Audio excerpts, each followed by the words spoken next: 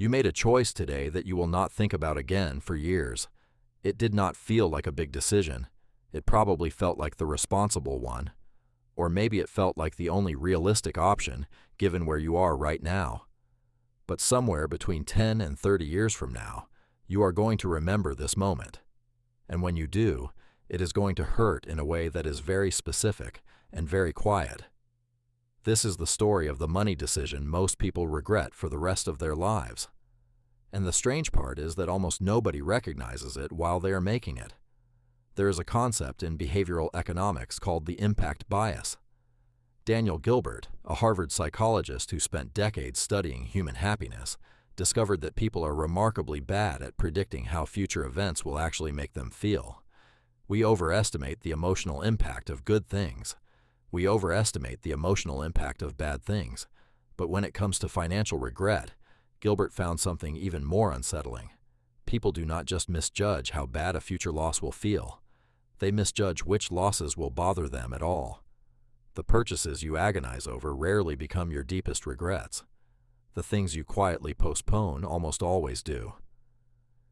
Think about the last time you made a major money decision. Maybe you decided to wait before building any kind of financial cushion. Maybe you told yourself you would deal with the debt once your income improved. Maybe you put off learning anything serious about your finances until life felt a little more settled. Maybe you kept meaning to make a plan but never quite arrived at the moment that felt right. Each of those decisions felt reasonable. Each of them felt like patience or caution or simple pragmatism. None of them felt like regret in the making. But here is what the research actually shows. In 2011, economists Amos Nadler and Shlomo Benartzi published findings on what they called retirement readiness regret. They surveyed thousands of people across different income levels and age groups, asking them to identify their most significant financial regret. The answer was not debt.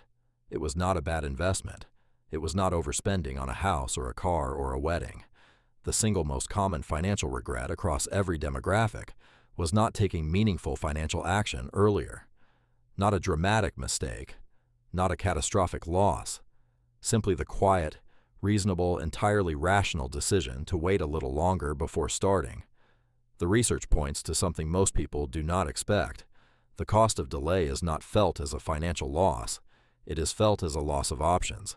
And the way that loss reveals itself is not in a single number. It reveals itself in the shape of a life. Imagine two people. Call them Dana and Marcus. Same age, same income, same city. They make almost identical financial decisions throughout their 30s and 40s. One difference. Dana started taking her financial life seriously a decade earlier. Not perfectly. Not with any special expertise. She built a cushion. She reduced what she owed. She started putting money to work in small, consistent ways. She simply started. By their mid-50s, the gap between them is not just a number on a statement. It is a set of options. Dana can consider leaving a job she has grown to resent. Marcus cannot. Dana can absorb a medical bill without panic. Marcus cannot do that either, not without consequences. Dana's kids have options for college that do not begin with debt. Marcus's kids are already navigating a different conversation. Dana is not richer in the way people imagine when they think about wealth. She does not have a second home or a luxury car. She simply has choices where Marcus has obligations. She has room where he has pressure. She has time where he has deadlines. That is not a math problem. That is a portrait of a regret. Now consider what happens when neither person started early, when both of them waited, thinking they needed a little more stability first, a little more income first, a little more certainty about the future. The lost years do not just disappear. They show up later as reduced options, as constrained decisions, as the slow realization that the window for building genuine financial flexibility has quietly narrowed. This is what the economists call opportunity cost. But that phrase makes it sound abstract. A cost you never see on a bill. A loss that never shows up in your bank account.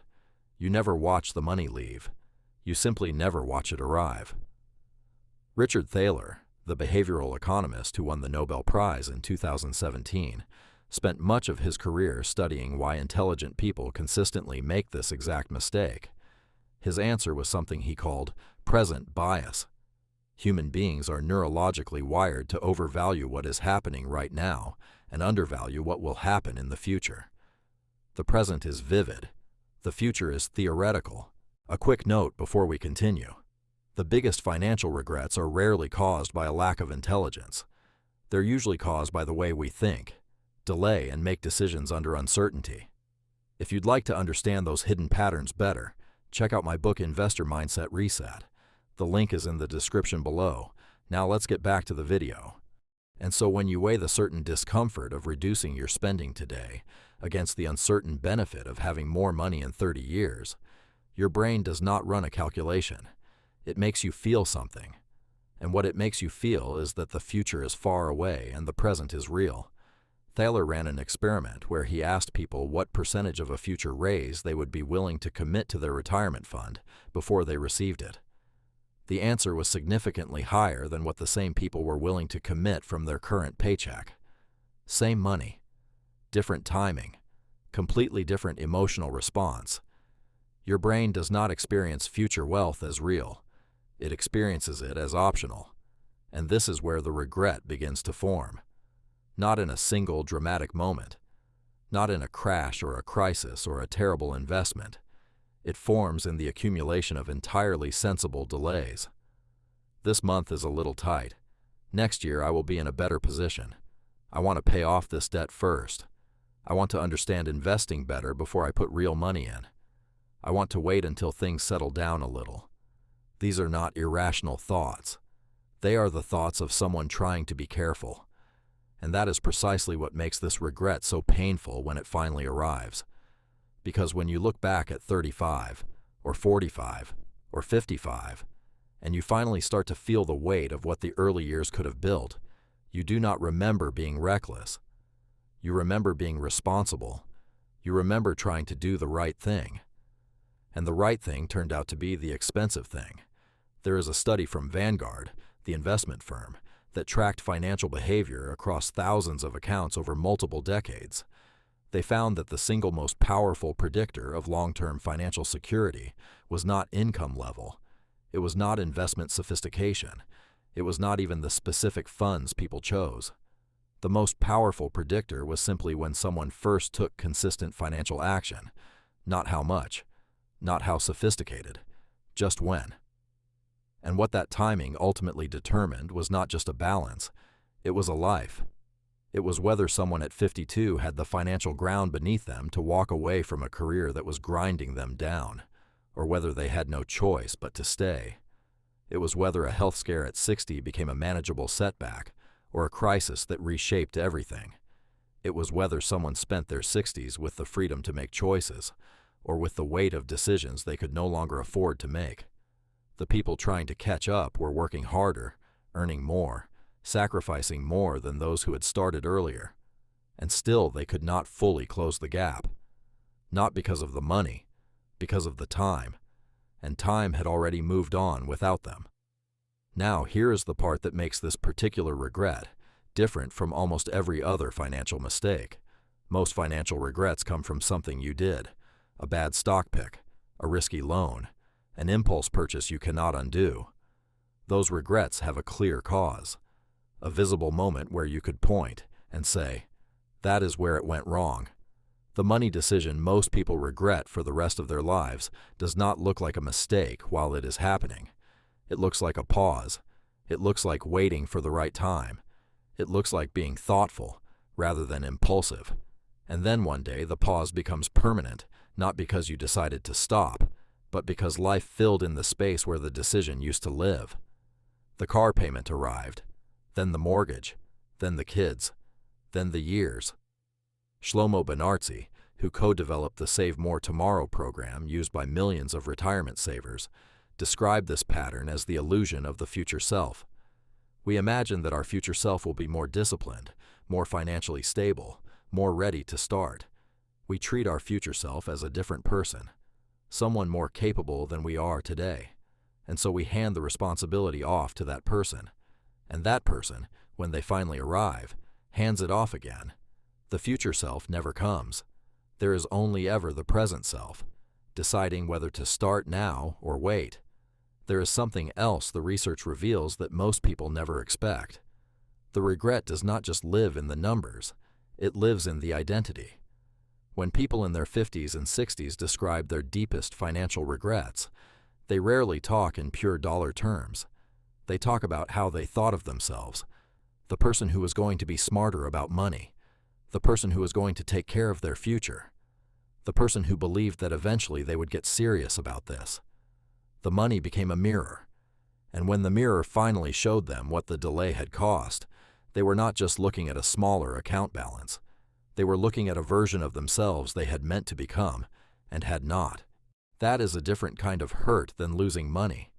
Losing money feels like an event. This feels like a revelation. So what do you do with all of this? The honest answer is that the best time to start was 10 years ago. The second best time is now. That is not a motivational phrase.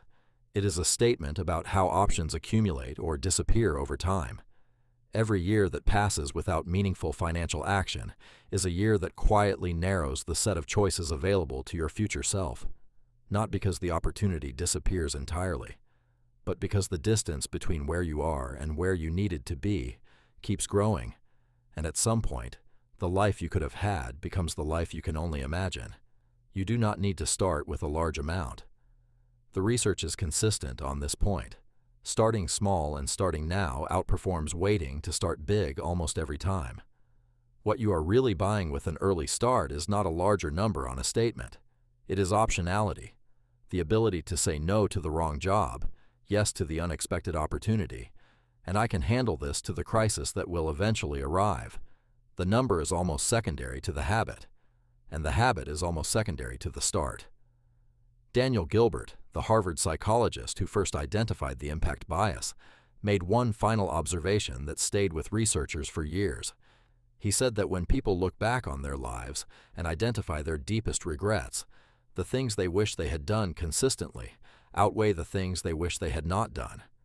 The actions haunt us less than the inactions. The financial mistake most people regret for the rest of their lives is not the thing they did with their money.